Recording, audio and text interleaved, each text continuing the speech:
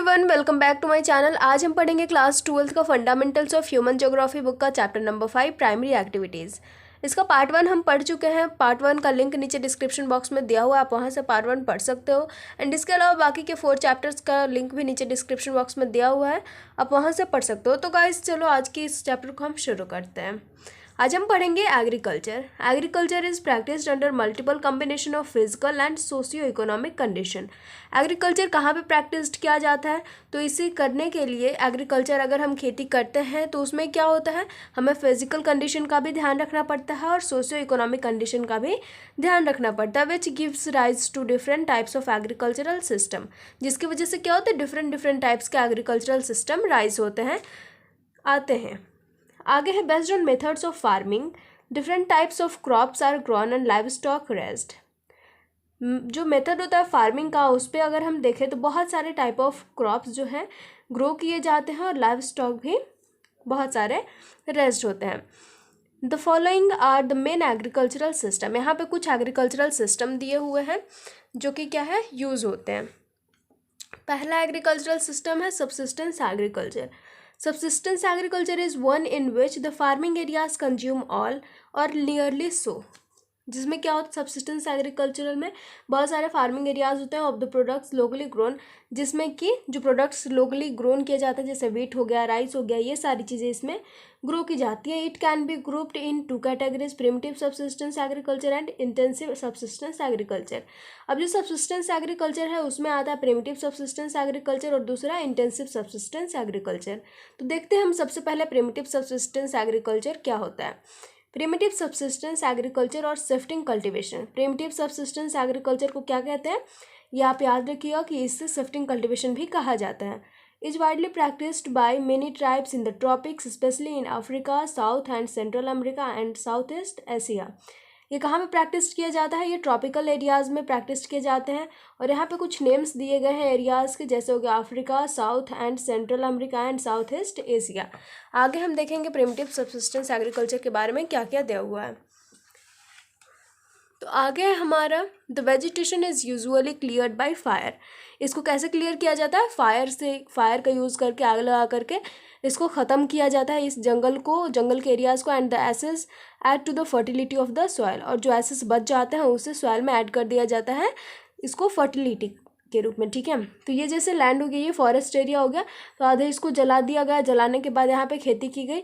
And अगर यहाँ पे जब फर्टिलिटी ख़त्म हो जाती है तो यहाँ पे फिर जला करके लोग यहाँ चले जाते हैं, यहाँ पे करते हैं खेती, उसके बाद फिर वापस वो यहाँ पे आते हैं, ठीक है। ऐसे खेती की जाती है इसमें शिफ्टिंग कल्टीवेशन में। शिफ्टिंग कल्टीवेशन इज दस also called slash and burn agriculture. इसको क्या कहा जाता है, स्लैश एंड बर्न एग्रीकल्चर भी कहा जाता है। The cultivated patches are very small and cultivation is done with very primitive tools such as sticks and hoes। इसमें बहुत ही primitive tools का यूज़ किया जाता है, जैसे sticks हो गए, hose हो गए, और ये छोटे छोटे एरियाज में होता है। After sometimes 3 to 5 years the soil loses its fertility and farmers shift to another parts and clears other patch of the forest for cultivation. तो जैसा कि मैंने पहले ही बताया यहाँ पे कि एक से यहाँ पे जब फर्टिलिटी खत्म हो जाती है तो वो दूसरे पैचेस में शिफ्ट हो जाते हैं। The farmer may return to the earlier patch after some time, और फिर वापस वो अर्लियर पैच में रिटर्न हो जाते हैं। One of the major problem of shifting cultivation is that the cycle of jhum becomes less and less due to loss of fertility in different parcels. It is prevalent in tropical region in different names, जैसे ये अलग अलग नामों से जाना जाता है अलग अलग देशों में। तो jhuming in north eastern state of India, north eastern state of India में झूमिंग के नाम से जाना जाता है। Milpa in central America and Mexico and ladang in Indonesia and Malaysia. Milpa central America और मैक्सिको में, और लदांग जो है इंडोनेशिया एंड मलेशिया में। आगे हमारा है इंटेंसिव सब्सिस्टेंस एग्रीकल्चर, इसके बारे में भी हम पढ़ेंगे। This type of agriculture is largely found in densely populated regions of monsoon Asia. ये मानसून एशिया में ज़्यादातर होता है ये agriculture. Basically there are 2 types of intensive subsistence agriculture. ये 2 टाइप का है। Intensive subsistence agriculture dominated by wet paddy cultivation. इसमें क्या होता है कि पैडी कल्टीवेशन ज़्यादा होता है। This type of agriculture is characterised by dominance of the rice crop. Rice crop ज़्यादा होता है। Land holdings are very small due to high density of population. Due to high density of population जो land holdings होता है वो भी छोटा छोटा होता है। Farmers work with the help of family labour leading to intensive use of land. इसमें फैमिली लेबर्स काम करते हैं, use of machinery is limited and most of the agricultural operations are done by manual labour. Farmyard manure is use to maintain the fertility of soil. जो farmyard का manure होता है, जो घर के मैनुअर्स होते हैं, जो गोबर वगैरह होते हैं, वही फर्टिलिटी ऑफ सॉइल के रूप में यूज़ होता है। In this type of agriculture the yield per unit area is high but per labour productivity is low. जो हमारा सेकंड है वो क्या है, dominated by crops other than paddy. पहला हमने क्या देखा, dominated by wet paddy cultivation था, और दूसरा क्या है, अदर क्रॉप्स है। Due to the difference in relief, climate, soil and some of the other geographical factors, it is not practical to grow paddy in many parts of monsoon Asia. तो ऐसा ज़रूरी नहीं है कि हर जगह पे अगर मानसून हो रहा है तो वहाँ पे पैडी क्रॉप्स लगाया ही जा सकता है। कुछ कुछ एरियाज़ ऐसे हैं जहाँ पे पैडी क्रॉप्स जो है ग्रो नहीं किए जा सकते, तो वहाँ पे कुछ अदर्स जो है, जो अलग अलग चीज़ जो उगाई जाती है उसके नाम यहाँ पे दी हुई है। वो है, पहला है wheat, soyabean, barley and sorghum. तो ये सारी चीज़ें उगाई जाती हैं जहाँ पे पैडी क्रॉप्स नहीं उगाया जाता वहाँ पे। और grown in northern China, Manchuria, north Korea and north Japan. तो वो जगह कौन कौन से हैं जहाँ पे पैडी के अलावा दूसरे क्रॉप्स उगाए जाते हैं, तो वो है China, Manchuria, north Korea and north Japan. In India wheat is grown in western part of Indo Gangetic plan. और इंडिया में कौन से पार्ट में होता है, तो वेस्टर्न गैंगेटिक प्लान में ये होता है, वीट वगैरह लगाए जाते हैं। And millets are grown in dry parts of western and southern India. Most of the characteristic of this type of agriculture are similar to those dominated by wet paddy exception that irrigation is often use. तो इसमें क्या होता है कि monsoon Asia में सारे crops लगाए जाते हैं, तो मानसून के होते हुए भी यहाँ पे इरीगेशन के यूज़ होता है, ठीक है। The Europeans colonised many parts in the world and they introduced some other forms of agriculture such as plantation which were mainly profit oriented large scale production system। तो ये सारे तो हमने पहले पढ़ा कि ऐसे ऐसे प्लांटेशन होता है, ऐसे ऐसे एग्रीकल्चर होता है, बट इसके अलावा जो दूसरे एग्रीकल्चर है उसके बारे में भी हम पढ़ें कि जिन्होंने, जो यूरोपियंस के द्वारा जो है बनाया गया था, उन्होंने उसे इंट्रोड्यूस किया था। तो ये पहला है प्लांटेशन एग्रीकल्चर जो यूरोपियंस के द्वारा इंट्रोड्यूस किया गया था। Plantation agriculture as mentioned above was introduced by Europeans in colonies situated in the tropics. Some of the important plantation crops are tea, coffee, cocoa, rubber, cotton, oil palm, sugarcane, bananas and pineapples. ये है plantation agricultures के example. The characteristic features of this type of farming are large estates or plantations, large capital investment, managerial and technical support, scientific method of cultivation, single crop specialization, cheap labor and a good system of transportation which links the estates to the factories and markets for the export of the products। और ये क्या है, characteristic है, ये features हैं जो कि available होने चाहिए प्लांटेशन क्रॉप के लिए। अगर टी लगाया जा रहा है, अगर कॉफ़ी लगाया जा रहा है तो उसके लिए क्या होना चाहिए, कैपिटल इन्वेस्टमेंट करना पड़ेगा, मैनेजरियल एंड टेक्निकल सपोर्ट होना चाहिए, साइंटिफिक मेथड होना चाहिए इस कल्टिवेशन के लिए, और सिर्फ इसमें एक ही क्रॉप लगाया जा सकता है, ठीक है। तो ये सारी चीज़ों की ज़रूरत पड़ती है। The French established cocoa and coffee plantation in West Africa. तो ये क्वेश्चन में आ सकता है कि who established cocoa and coffee in plantation in West Africa, तो आप लिख सकते हो French. The British setup large tea gardens in India. हमारे इंडिया में टी गार्डन्स किसने लगाया, तो वो British setup. And Sri Lanka. Rubber plantation in Malaysia and sugarcane and banana plantation in West Indies. तो ये बहुत सारे जगहों के नाम है जहाँ जहाँ पे इंट्रोड्यूस किया गया, तो आप इसे अपने नोट कॉपी में एक लाइन से उतार सकते हो, इसे याद कर सकते हो। Spanish and Americans invested heavily in coconut and sugar cane plantation in the Philippines। तो इसमें क्या हुआ, कोकोनट और शुगर केन के लिए किसने ज़्यादा इन्वेस्ट किया, तो स्पेनिश और अमेरिकन लोगों ने इसके लिए ज़्यादा इन्वेस्ट किया फिलीपाइंस में। The Dutch once had monopoly over sugar cane plantation in Indonesia. Some coffee fazendas in Brazil are still managed by Europeans. अभी भी कुछ ऐसे पैचेस हैं, कुछ ऐसे गार्डन्स हैं, ऐसे जो प्लांटेशन कॉफ़ी के किए जा रहे हैं ब्राज़ील्स में, जो मैनेज किए जा रहे हैं अभी भी यूरोपियंस के द्वारा। Today ownership of the majority of plantation has passed into hands of government और the nationals of the countries concern. लेकिन अब क्या है, मतलब धीरे धीरे ऐसा हो गया कि जिस कंट्री में जो चीज़ हो रहा है, कोई चीज़ अगर कोई क्रॉप लगाया जा रहा है तो गवर्नमेंट गवर्न कर सकती है इस तरह के प्लांटेशन एग्रीकल्चर को, ठीक है। अगला जो हमारा है वो है एक्सटेंसिव कॉमर्शियल ग्रेन कल्टीवेशन। ये क्या है, commercial grain cultivation is practised in the interior part of semi arid land of the mid latitude.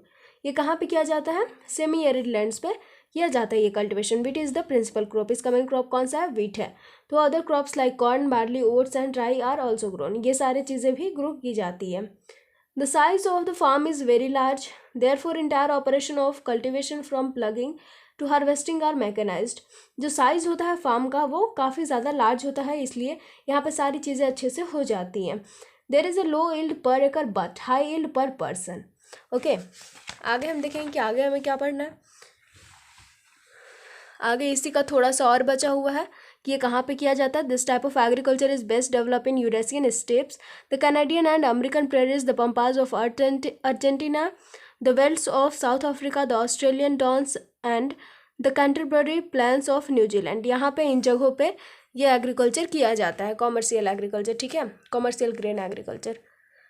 जो आगे वाला एग्रीकल्चर है वो हमारा है मिक्स्ड फार्मिंग। मिक्स्ड फार्मिंग क्या है, this form of agriculture is found in highly developed parts of the world. ये हाईली डेवलप्ड पार्ट्स में किया जाता है मिक्स्ड फार्मिंग। जैसे एग्जांपल में north western Europe, eastern north America, parts of Eurasia and the temperate latitudes of southern continents. Mixed farms are moderate in size and usually the crops associated with it are wheat, barley, oats, rye, maize, fodder and root crops. तो जो mixed farming में crops लगाए जाते हैं वो ये हमारे रहे wheat, barley, oats, rye, maize, fodder and root crops. Fodder crops are an important component of mixed farming. Crops rotation and intercropping play an important role in maintaining soil fertility. Soil fertility को maintain करने के लिए crop rotation होता है और intercropping होती है. Equal emphasis is land on crop. Cultivation is also animal husbandry. Animals like cattle, sheep, pigs and poultry provide the main income along with crops. Crops के साथ साथ और क्या चीज़ें होती हैं, तो एनिमल्स होते हैं लाइक कैटल्स हो गए, पिग्स हो गए, सीप्स हो गए, ये सारी चीज़ें भी काफ़ी अच्छा इन्हें इनकम देती हैं। Mixed farming is characterised by high capital expenditure on farm machinery and building extensive use of chemical fertilisers and green manures and also by the skills and expertise of the farmers. इसमें क्या होता है, काफ़ी चीज़ों का use होता है, ठीक है। तो वो चीज़ें जो यूज़ होती है उसमें क्या है, कैपिटल एक्सपेंडिचर है, फार्म मशीनरी पे काफ़ी ज़्यादा खर्च होता है। इसके अलावा जो है वो केमिकल फर्टिलाइजर्स है, ग्रीन मैन्योर्स है और एक्सपर्टाइज है फार्मर्स का, ठीक है। ये सारी चीज़ें यूज़ होती हैं। अब जो नेक्स्ट है हमारा वो है डेयरी फार्मिंग। डेयरी फार्मिंग क्या है, dairy farming is the most advanced and efficient type of rearing of milk animals. Dairy farming में जो एनिमल्स, मिल्क एनिमल्स कहने का मतलब है जो एनिमल्स दूध देते हैं, तो उनका रियरिंग किया जाता है। It is highly capital intensive. Animal sheds, storage facilities for fodder, feeding and mulching and machines add to the cost of dairy farming. तो यहाँ पे क्या होता है कि इन एनिमल्स को रखा जाता है, इनके रहने की अच्छी सी फैसिलिटीज़ होती है और जो डेयरी प्रोडक्ट्स होते हैं उनको भी रखने के लिए स्टोरेज फैसिलिटी काफ़ी अच्छी होती है। Special emphasis is laid on cattle breeding, health care and veterinary services. Cattle breeding पे ध्यान दिया जाता है, हेल्थ केयर पे ध्यान दिया जाता है और जो वेटिनरी सर्विसेज होते हैं उस पर भी काफ़ी ज़्यादा ध्यान दिया जाता है। वरना अगर इन चीज़ों पे ध्यान नहीं दिया जाएगा तो जो एनिमल्स होंगे वो अच्छे नहीं रहेंगे, उनका हेल्थ अच्छा नहीं होगा, तो उनकी फार्मिंग भी अच्छे से नहीं चल पाएगी। It is highly labour intensive as it involves rigorous care in feeding and milching. There is no off season during the year as in the case of crop raising. Crop raising में तो होता है, मतलब कि जो crops वगैरह लगाए जाते हैं उसमें तो सीज़न में ऑफ होता है, बट ये जो फार्मिंग हम पढ़ रहे हैं डेयरी फार्मिंग, इसमें कोई भी ऑफ सीज़न नहीं होता है एक साल में। It is practised mainly near urban and industrial centres which provide neighbourhood market for fresh milk and dairy products. ये कहाँ पे होता है, अर्बन एरियाज़ में ज़्यादा होता है, जो इंडस्ट्रियल सेंटर से लगे हुए जो एसोसिएटेड जो जगह होता है वहाँ पे होता है ये। The development of transportation, refrigeration, pasteurization and other preservation processes have increased the duration of storage of various dairy products. तो जो अभी नया नया जो डेवलपमेंट हुआ है ट्रांसपोर्टेशन का, रेफ्रिजरेशन का, पास्चराइजेशन का, ये सब की वजह से जो डेयरी प्रोडक्ट्स है वो मतलब उनका जो ड्यूरेशन है, स्टोरेज ड्यूरेशन, वो बढ़ गया है। अब अच्छे से ये जो है हो रहा है ये farming. There are 3 main regions of commercial dairy farming. 3 main regions है। पहला है नॉर्थ वेस्टर्न यूरोप, सेकंड है कनाडा एंड थर्ड बेल्ट जो है वो है south eastern Australia, New Zealand and Tasmania. जो अगला है हमारा वो है Mediterranean agriculture. Mediterranean agriculture is highly specialised commercial agriculture. ये क्या है? हाईली स्पेशलाइज्ड कॉमर्शियल एग्रीकल्चर है। It is practised in countries on the either side of Mediterranean सी। जो मेडिटेरेनियन सी के आसपास जो कंट्रीज़ हैं वहाँ पे ये होता है। In Europe and in North Africa from Tunisia to Atlantic coast, southern California, central Chile, south western part of South Africa and south western part of Australia. In regions में ये प्रैक्टिस किया जाता है Mediterranean agriculture. This region is an important supplier of citrus fruits. इसमें citrus fruits जो रस वाले जो फल होते हैं उनका ज़्यादा यहाँ पे होता है agriculture. Viticulture or grape cultivation is speciality of Mediterranean region. यहाँ पे क्या होता है? विटीकल्चर ज़्यादा होता है जिसको हम ग्रेप कल्टिवेशन के नाम से भी जानते हैं। Best quality wines in the world with distinctive flavours are produce from high quality grapes in various countries of this region. बहुत सारे कंट्रीज़ में, यहाँ के जो कंट्रीज़ हैं यूरोप के, वहाँ बहुत सारे कंट्रीज़ में ये होता है विटीकल्चर, और बहुत सारे अलग अलग तरह के वाइन्स बनाए जाते हैं और पूरे वर्ल्ड में इसे ट्रांसपोर्ट किया जाता है, सप्लाई किया जाता है। देन फेरियर ग्रेप्स जो बचे हुए होते हैं, जो सूखे सूखे जो ग्रेप्स बच जाते हैं, उनको रेजिन्स और करेंस में कन्वर्ट कर दिया जाता है, सुखा दिया जाता है। This region also produces olives and figs. The advantage of Mediterranean agriculture is that more valuable crops such as fruits and vegetables are grown in winters when there is great demand in European and North American markets। तो इसमें क्या होता है कि winter के season में जो demands होता है वेजिटेबल्स और फ्रूट्स का वो काफ़ी ज़्यादा बढ़ जाता है यूरोपियन कंट्रीज़ में, तो विंटर के सीज़न में ये भी क्रॉप्स उगाए जाते हैं यहाँ पे। जो अगला टॉपिक है हमारा वो है मार्केट गार्डनिंग एंड हॉर्टिकल्चर। तो ये क्या है अभी हम ये देख लेते हैं। Market gardening and horticulture is specialized in the cultivation of high value crops such as vegetable, fruits and flowers। इसमें कौन कौन से क्रॉप्स उगाए जाते हैं मार्केट गार्डनिंग और हॉर्टिकल्चर में? तो vegetables, fruits and flowers. Sold for the urban markets. किसके लिए? अर्बन मार्केट्स के लिए।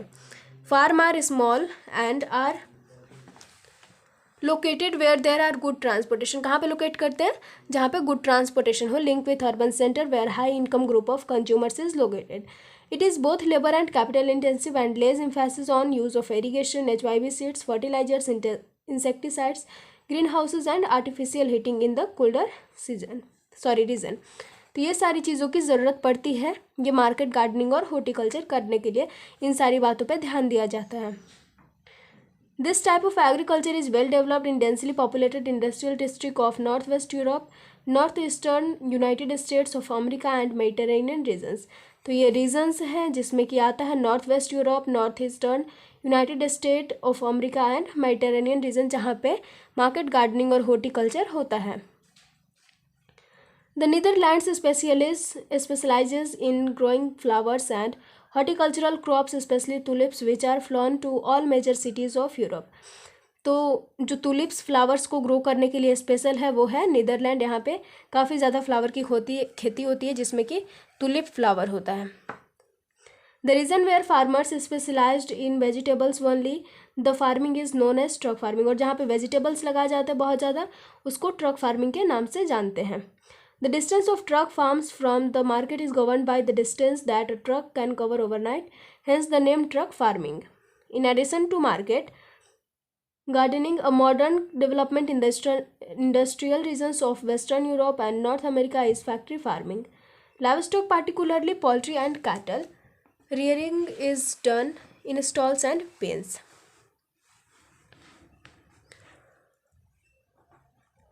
Fed on manufactured feedstuff and carefully supervised against diseases. This requires heavily capital investment in terms of building machinery for various operations, veterinary services and heating and lighting। इन सारी चीज़ों का ध्यान रखना पड़ता है कि जो जितनी भी चीज़ें हैं वो सारी चीज़ें सही से हो रही हैं कि नहीं हो रही हैं। One of the important features of poultry farming and cattle rearing is breed selection and scientific breeding. इसमें एक और इम्पॉर्टेंट फीचर क्या है पोल्ट्री फार्मिंग का, कैटल रेयरिंग का?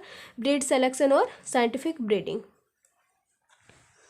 Types of farming can also be categorized according to the farming organization. Farming organization is affected by the way in which farmers own their farms and various policies of the government which help to run these farms. ये काफ़ी अलग अलग type के policies को भी follow करते हैं farmers, ठीक है। जो आएगा वो है cooperative farming. A group of farmers from a cooperative society bye pulling in their resources voluntary for the more efficient profitable farming. Individual farms remain intact and farming is a matter of cooperative initiative. Cooperative farming में क्या होता है कि group of farmers होते हैं, जैसे cooperative farming society के group of farmers होते हैं जो कि छोटे छोटे फार्मर्स को हेल्प करते हैं। Cooperative society help farmers to procure all important inputs of farming, sell the products at most favorable terms, product sale करने में भी इनकी हेल्प करते हैं, and help in processing of quality products at cheaper rates. Cooperative movement originated over a century ago and has been successful in many Western European countries like Denmark, Netherlands, Belgium, Sweden, Italy etcetera. बहुत सारे countries में ये successful भी रहा है cooperative movement. In Denmark the movement has been so successful that practically even a farmer is a member of cooperative. Denmark में ये काफ़ी ज़्यादा सक्सेसफुल हो चुका है और एवरी फार्मर यहाँ का क्या है, इसका एक पार्ट है, एक मेंबर है इसका। जो आगे का है हमारा वो है कलेक्टिव फार्मिंग। कलेक्टिव फार्मिंग क्या है? The basic principle behind this type of farming is based on social ownership of the means of production and collective labour. इसमें भी क्या होता है, कलेक्टिव लेबर्स होते हैं। कलेक्टिव फार्मिंग और the model of kolkhoz was introduced in erstwhile Soviet Union to improve upon the efficiency of the previous method of agriculture and to boost agricultural production of for self sufficiency. तो इसमें क्या है कि कोलखोज जो है वो introduce किया गया ताकि जो एग्रीकल्चर पहले से होता आ रहा है उसमें और भी डेवलपमेंट हो, और जो सेल्फ सफिशियंसी है, जो सेल्फ खुद के लिए खुद की नीड्स को पूरा करने के लिए जितने भी एग्रीकल्चरल प्रोडक्शन हो रहे हैं वो अच्छे से हो सके, वो बूस्ट कर सके। The farmers use to pool in all their resources like land, livestock and labour.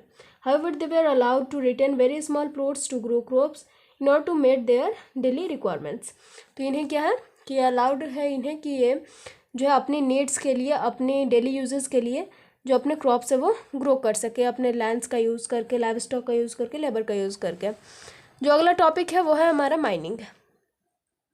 The discovery of minerals in the history of human development is reflected in many stages. तो जो minerals का discovery है वो बहुत सारे stages में आ चुका है, जैसे पहला है कॉपर एज, दूसरा ब्रॉन्ज एज और तीसरा iron age. The age of minerals in ancient times was largely confined to making tools, utensils and weapons. पहले इसका यूज़ होता था टूल्स बनाने में, यूटेंसिल्स बनाने में और वेपन्स बनाने में। The actual development of mining began with industrial revolution and its importance is continuously increasing. लेकिन एक्चुअल डेवलपमेंट माइनिंग का कब हुआ? जब इंडस्ट्रियल रिवोल्यूशन हुआ। फैक्टर्स अफेक्टिंग माइनिंग एक्टिविटी, कौन कौन से फैक्टर्स हैं जो माइनिंग एक्टिविटी को अफेक्ट कर रहे हैं उसके बारे में भी हम जानेंगे। तो पहला है फिजिकल फैक्टर और दूसरा है इकोनॉमिकल फैक्टर।